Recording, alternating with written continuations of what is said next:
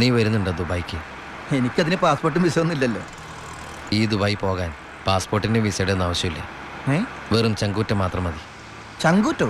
അതേത് ദുബായ്? വാളയാർ.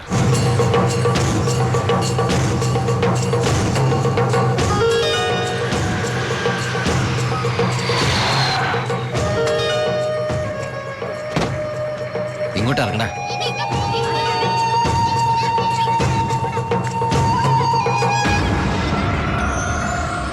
ആ കാണുന്ന വീടാ.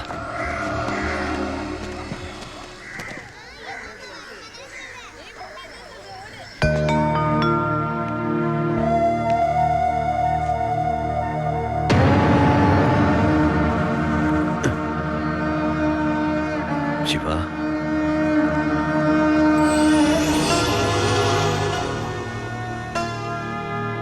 ഒക്കെ പോയടാ.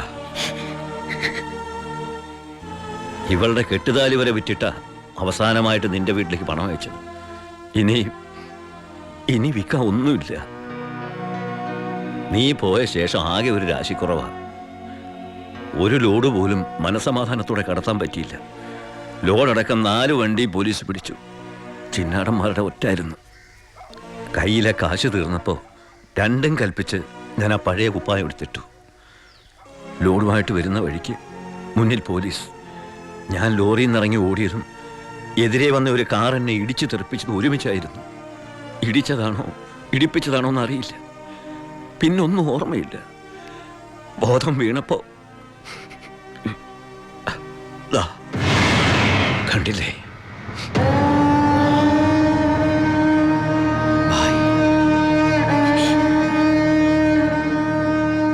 ചികിത്സയ്ക്ക് ലക്ഷങ്ങളായി. വീടൊക്കെ ആ വഴിക്ക് പോയി. കാലു പോയതോടെ ഞാൻ ഒന്നിനും കൊള്ളാത്തവനായി. വെറും വേസ്റ്റ്. വണ്ടി ഓടിക്കണമെങ്കിൽ വലതുകാലം വേണ്ടടാ ആക്സിലേറ്റർ ചവിട്ടാൻ. പോലീസ് വരുമ്പോ ഇറങ്ങി ഓടാനും വേണ്ടടാ കാല്. ഞാൻ ഒന്ന് ട്രൈ ചെയ്യാന്ന് പറഞ്ഞതാ, പക്ഷേ അപ്പൊ സമ്മതിച്ചില്ല. ഇവൻ എന്തെങ്കിലും പറ്റിയ എനിക്ക് സഹിക്കാൻ പറ്റൂടാ. ശിവ, നീ വന്ന വിവരം വാളയാർ മുഴുവൻ അറിഞ്ഞു. നിനക്ക് സുഖമല്ലടാ? നീ എപ്പോഴാ തിരിച്ച് നാട്ടിലേക്ക്? ഭായിയെ നിലയിൽ തനിച്ചാക്കിട്ടോ. തൽക്കാലം നാട്ടിലേക്കില്ല. പിന്നെ നമുക്ക് വീണ്ടും ഒന്നേന്ന് തുടങ്ങിയാലോ ഭായ്? വേണ്ടടാ, ചിന്നാടന്മാർ സമ്മതിക്കില്ല. ഭരണം മാറി. പണവും സ്വാധീനവും ഇപ്പം അവരുടെ ഭാഗത്താ. ഇപ്പോൾ ചെക്ക് പോസ്റ്റ് മുഴുവൻ അവരുടെ കൺട്രോളിലാണ്.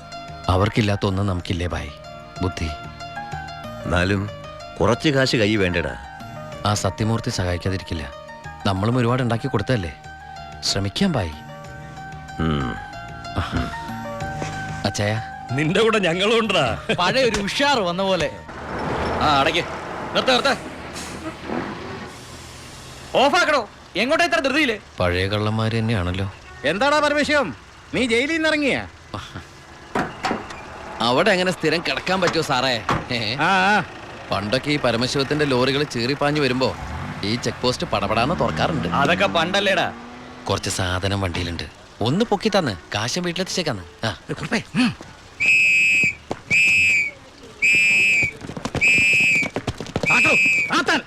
ഞാൻ പറയാതെ ഒറ്റ വണ്ടി കടത്തി വിടരുത്. എന്താ സാർ പ്രശ്നം? എന്താ നിനക്ക് അറിഞ്ഞൂടാ?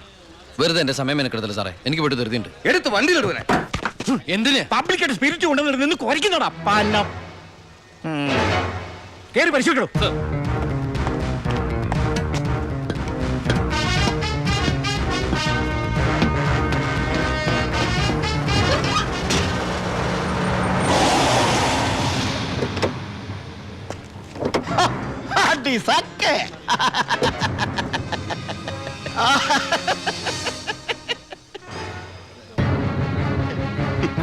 എന്തായടോ സാറേ? ഇത് വെറും വെള്ള.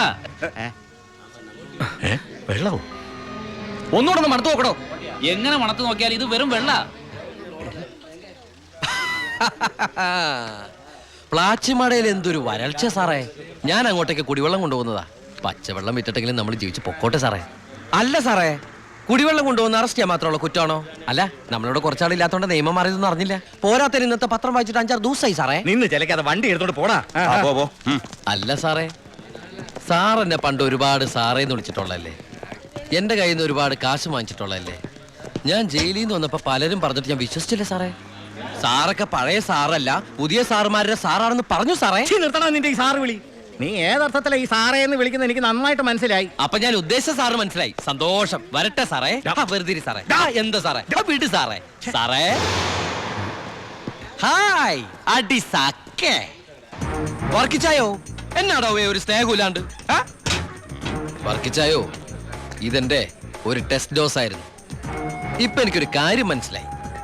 വാളയാർ ചെക്ക് പോസ്റ്റ് വഴി ഇനി പരമശിവത്തിന് സ്പിരിറ്റ് നടത്താൻ പറ്റില്ല എന്ന് വെച്ച് നമുക്ക് നമ്മുടെ തൊഴിൽ നിർത്താൻ പറ്റണോ? വർക്കിച്ചായോ, ദേ എന്റെ ലോഡുകൾ 24 മണിക്കൂറിനുള്ളിൽ ഈ വാളയാർ ചെക്ക് പോസ്റ്റ് വഴി ഞാൻ കടത്തിയിരിക്കും.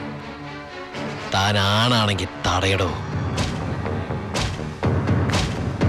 ചേട്ടായി, ഇന്ന് അവന്റെ ലോഡുകൾ കേരളത്തിലെത്തിയാൽ പിന്നെ നമ്മൾ ഗോപി വരച്ചാ മതി. ഞാൻ ജീവിച്ചിരിപ്പുണ്ടെങ്കിൽ അവന്റെ ഒരു പുണ്ണാക്കം കടന്നു പോകില്ല. നീ ആ ചെക്ക് പോസ്റ്റിലേക്ക് വിളിക്കടാ. Hello, Walayar check post. ഇത് ഞാനാടവേ. എന്താ വർക്കിച്ചേ? അവനുണ്ടല്ലോ ആ പരമശിവം, വീണ്ടും ഒരു അംഗത്തിനുള്ള പുറപ്പാടില്ല. നീ ഒരു പേനയും പേപ്പറും കൊടുത്തേ.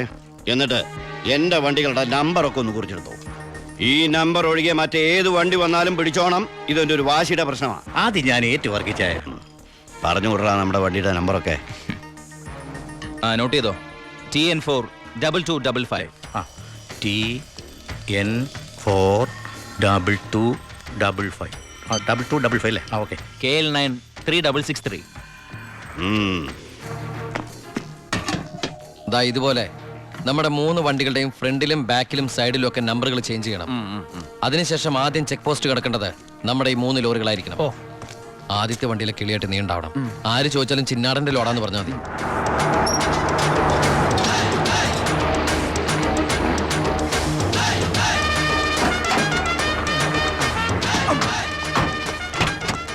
നമസ്കാരം. ചിന്നാടൻ മുതലാളിയുടെ ലോറികളാ, 3 ലോഡുണ്ട്. എന്താണ് വണ്ടിയില്? പെട്രോളാ? അല്ല, ഡീസലാ. കുറുപ്പേ സർ, ചിന്നാടന്മാരുടെ ലോറികളാ. ആ നമ്പരല്ല ഒന്ന് ചെക്ക് ചെയ്തേ.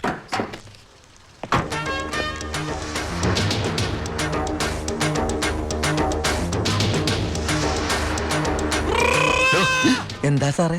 എന്താണ് കോഡ്? കാലാപ്പാനി, ചിന്നാടന്റെ കാലാപ്പാനി. എല്ലാം ഓക്കെയാണ് സർ. ശരി ശരി. എന്റെ കന്നി ലോഡാണ് സാർ, അനുഗ്രഹിക്കണം. ശരി ശരി, ഒന്ന് പൊക്കിക്കോളൂ. ആ വണ്ടി പോട്ടെ, എടുത്തോ. ആ വിട്ടോ.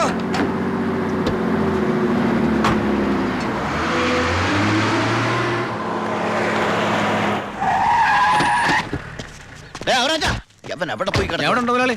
എന്താ മുതലാളി? ചെക്ക് പോസ്റ്റിലൊക്കെ പറഞ്ഞു. കോഡ് മറക്കണ്ട. കാലാപ്പാനി. ശരി മുതലാളി. ശരി.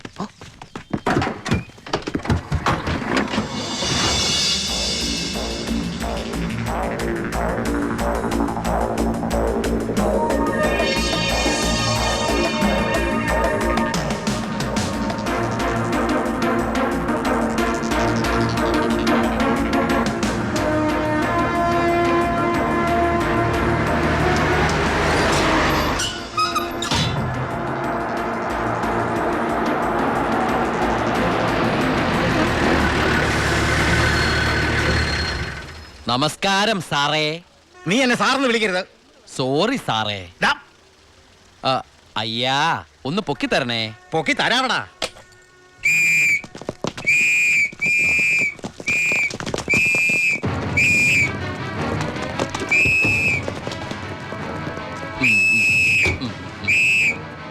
എല്ലാരും ആയില്ലേ? ഈ 3 ലോഡും പ്ലാച്ചുമടക്കുള്ള കുടിവെള്ളമായിരിക്കും. ഇയാടാ? അല്ല, സ്പിരിറ്റാ. സ്പിരിറ്റോ? ആ, കേറി പരിശോധിക്കണോ?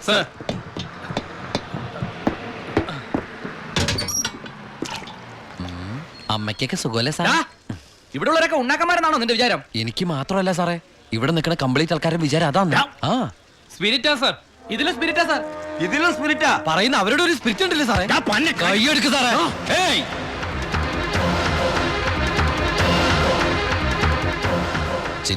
ചിന്നാടന്റെ ലോറിയിൽ സ്പിരിറ്റ് കടത്തുന്നതിന് എന്റെ മെക്കട്ടങ്ങനെ കേറിയണ്ടല്ലോ.